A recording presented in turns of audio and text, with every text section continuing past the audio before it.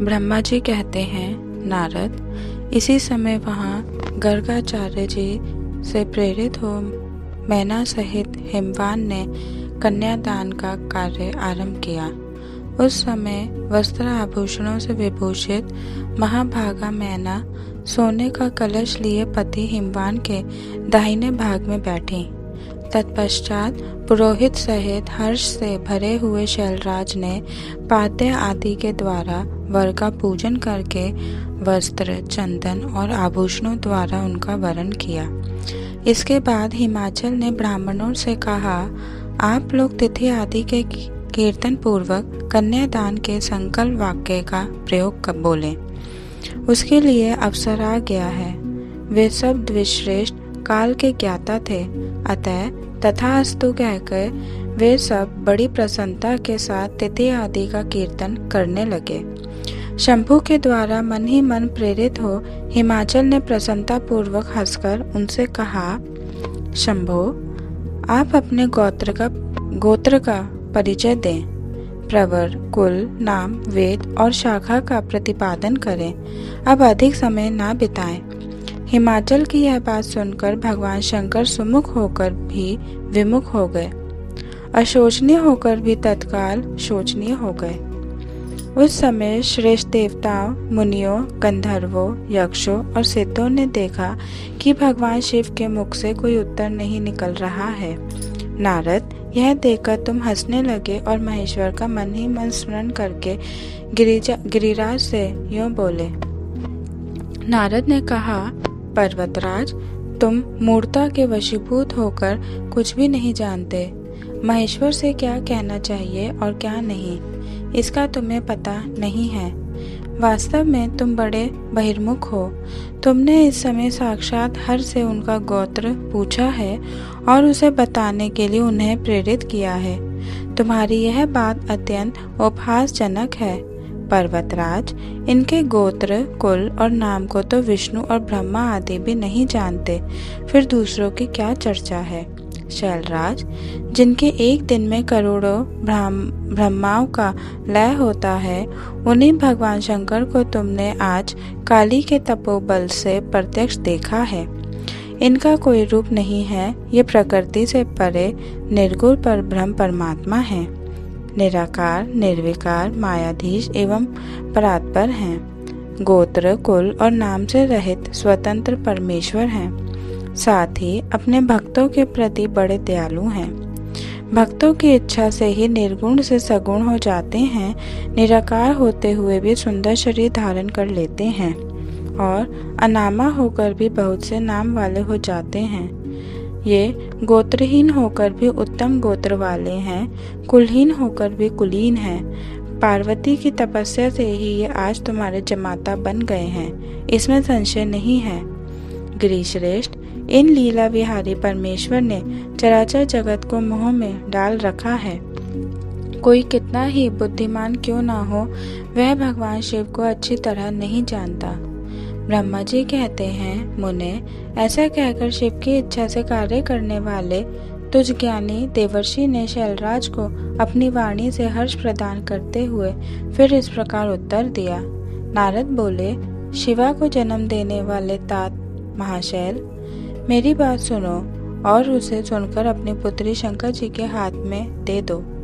लीला पूर्वक रूप धारण करने वाले सगुण महेश्वर का गोत्र और कुल केवल नाद ही है। इस बात को अच्छी तरह समझ लो। शिव नादमय है और नाद शिवमय है, यह सर्वथा सच्ची बात है। नाद और शिव, इन दोनों में कोई अंतर नहीं है।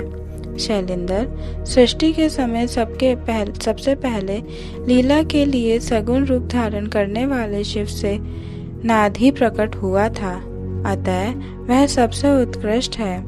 हिमालय, इसीलिए मन ही मन सर्वेश्वर शंकर के द्वारा प्रेरित हो मैंने आज अभी वीणा बजाना आरंभ कर दिया था। ब्रह्मा जी कहते हैं, मुने, तुम्हारी यह बात सुनकर गिरिराज हिमालय को संतोष प्राप्त हुआ और उनके मन का सारा विस्मय जाता रहा। तदंतर श्री विष्णु आदि देवता तथा मुनि सबके सब विस्मय रहित हो नारद को साधुवाद देने लगे।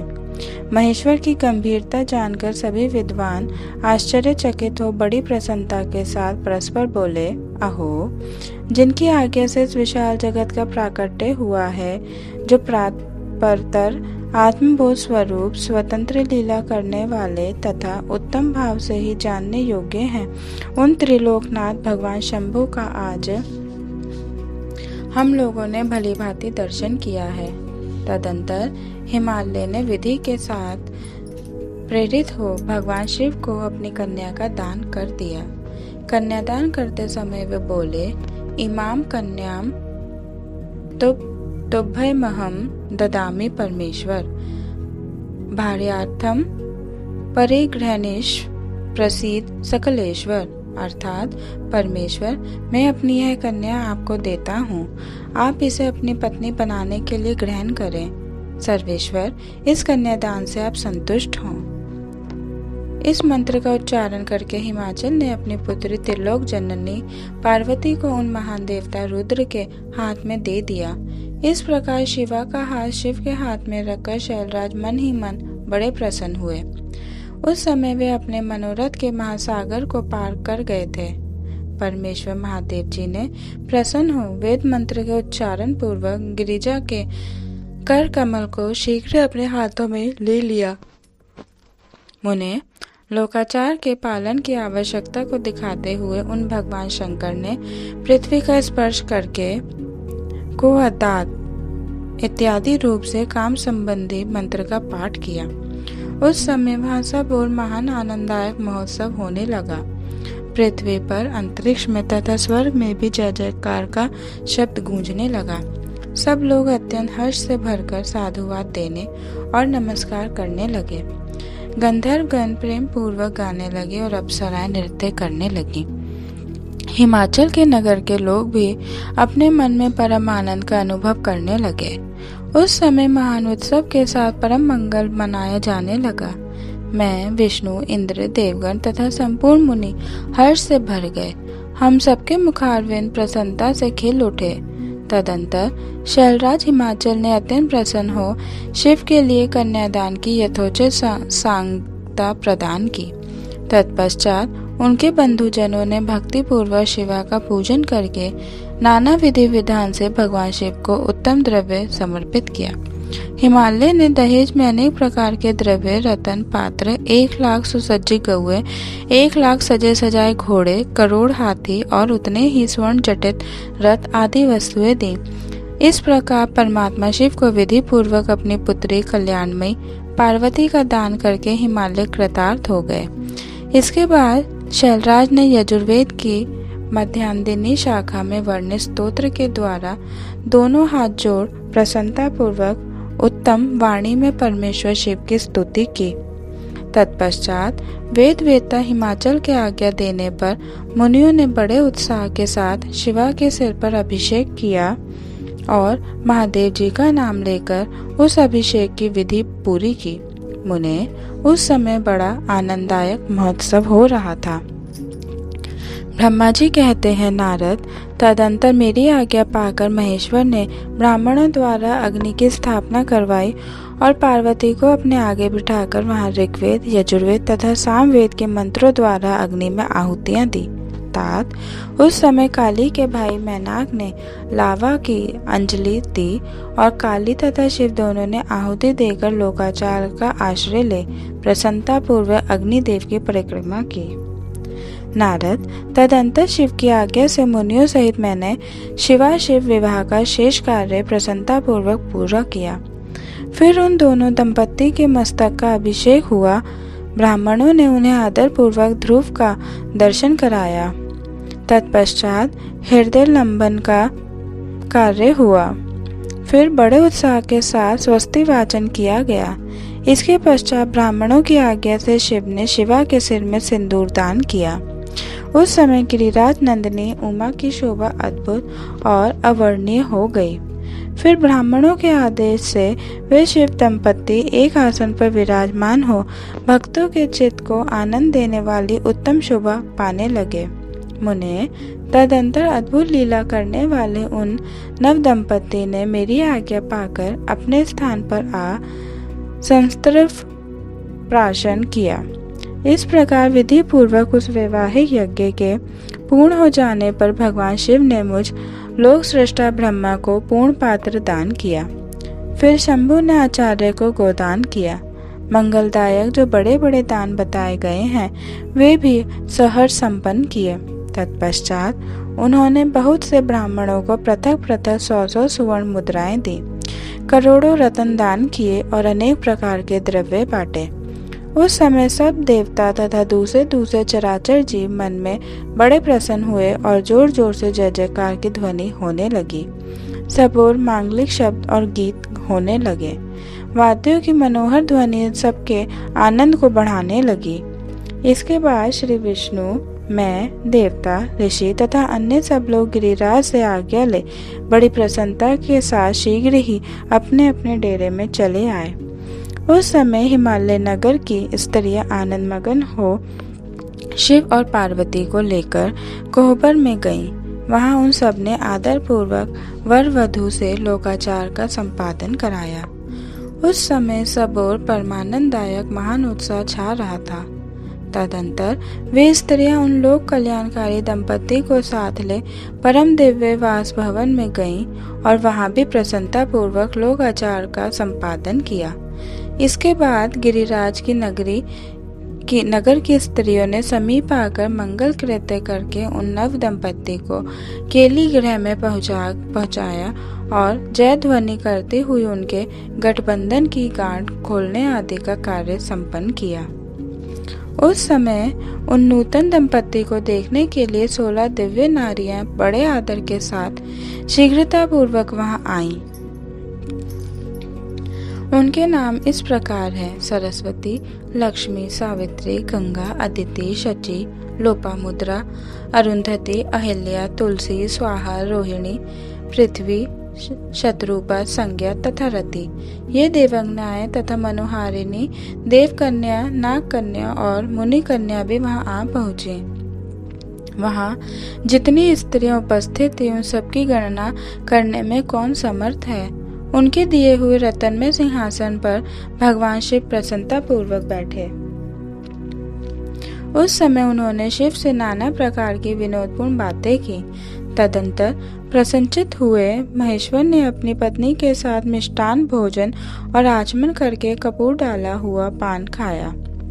इसी अवसर पर अनुकूल समय जान प्रसन्न हुई रति ने 3 वत्सर भगवान शंकर से कहा, भगवान, पार्वती का पाणी ग्रहण करके आपने अत्यंत दुर्लभ सौभाग्य प्राप्त किया है। बताइए, मेरे प्राणनाथ को जो सर्वथा स्वार्थ रहित थे आपने क्यों भस्म कर डाला। अब यहाँ मेरे पति को जीवित कीजिए और अपने अंतःकरण में काम संबंधी व्यापार को जगाइए। आपको और मुझको जो समान पूर्ण रूप से वियोग जनित संताप प्राप्त हुआ है उसे दूर कीजिए। महेश्वर, आपके इस विवाह उत्सव में सब लोग सुखी हुए हैं, केवल मैं ही अपने पति के बिना दुख में डूबी हुई हूँ। देव, शंकर, प्रसन्न होइए और मुझे सनाथ कीजिए। दीन बंधो, परम प्रभो, अपनी कही हुई बात को सत्य कीजिए। चराचर प्राणियों सहित तीनों लोकों में आपके सिवा दूसरा कौन है जो मेरे दुख का नाश करने में समर्थ हो। ऐसा जानकर आप मुझ पर दया कीजिए। दीनों पर दया करने वाले नाथ, सबको आनंद प्रदान करने वाले, अपने इस विवाह उत्सव में मुझे भी उत्सव संपन्न बनाइए। मेरे प्राणनाथ के जीवित होने पर ही अपनी प्रिय पार्वती के साथ आपका सुंदर विवाह परिपूर्ण होगा, इसमें संशय नहीं है।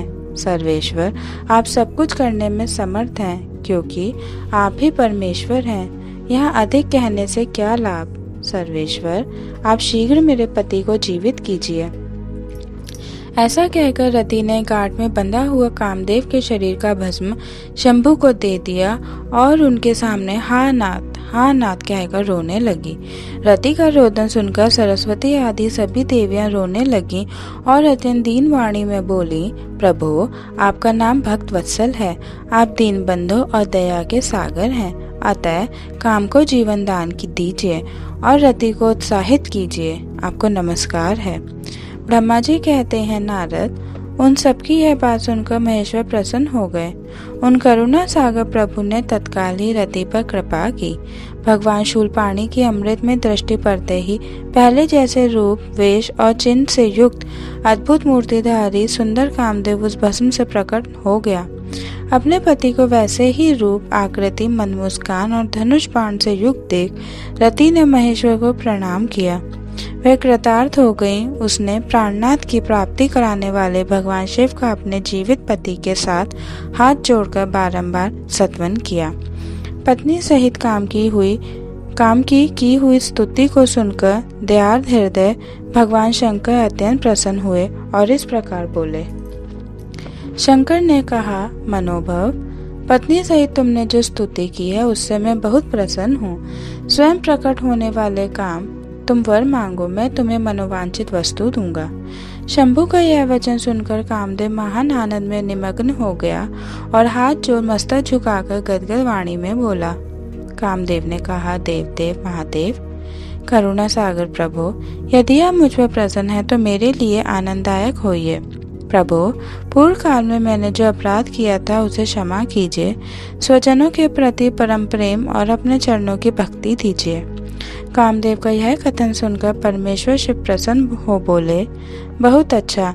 इसके बाद उन करुणानिधि ने हंसकर कहा, महामते कामदेव, मैं तुम पर प्रसन्न हूँ। तुम अपने मन से भय को निकाल दो।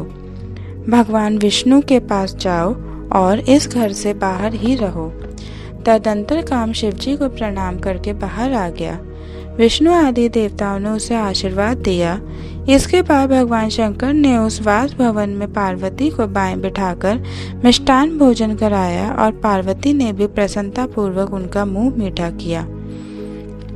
तदंतर वहां लोकाचार का पालन करते हुए आवश्यक कृत्य करके मैना और हिमवान की आज्ञा ले भगवान शिव जनवासे में चले गए। मुने, उस समय महान उत्सव हुआ और वेद मंत्रों की ध्वनि होने लगी। लोग चारों प्रकार के बाजे बजाने लगे। जनवासे में अपने स्थान पर पहुंचकर शिव ने लोकाचारवश मुनियों को प्रणाम किया। श्री हरि को और मुझे भी मस्तक झुकाया। फिर सब देवता आदि ने उनकी वंदना की। उस समय वहां जय जयकार, नमस्कार तथा समस्त विघ्नों का विनाश करने वाली शुभदायिनी वेद ध्वनि भी होने लगी। इसके बाद मैंने भगवान विष्णु ने तथा इंद्र, ऋषि और सिद्ध आदि ने भी शंकर जी की स्तुति की। गिरिजा नायक महेश्वर की स्तुति करके वे विष्णु आदि देवता प्रसन्नता पूर्वक उनकी यथोचित सेवा में लग गए। तत्पश्चात लीला पूर्वक शरीर धारण करने वाले महेश्वर शंभु ने उन सबको सम्मान दिया। फिर उन परमेश्वर की आज्ञा पाकर वे विष्णु आदि देवता अत्यंत प्रसन्न हो अपने अपने विश्राम स्थान को गए।